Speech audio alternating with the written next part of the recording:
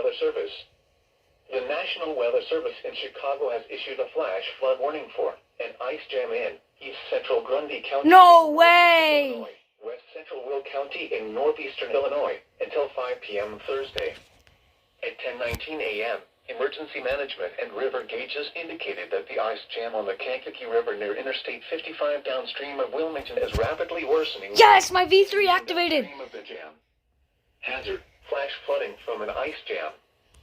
Source, emergency management reported. Impact, rapid onset flooding of areas near and upstream the ice jam. Areas most likely to be affected by this ice jam include rural areas just downstream of Wilmington near Interstate 55. If the ice jam breaks, areas downstream of Interstate 55 near Felon Acres Strobe's working. with little notice. Areas You can most see likely it to be flashing on my affected by this radios. ice jam include rural areas downstream of Wilmington Okay, near well. Interstate 55. If the ice jam were to break, flooding may impact Felon Acres downstream of Interstate 55. A flash flood warning means rapid onset flooding is imminent or may already be occurring. Persons along creeks, drainage ditches, and other waterways should take immediate precautions to protect life and property. Turn around, don't drown when encountering flooded roads.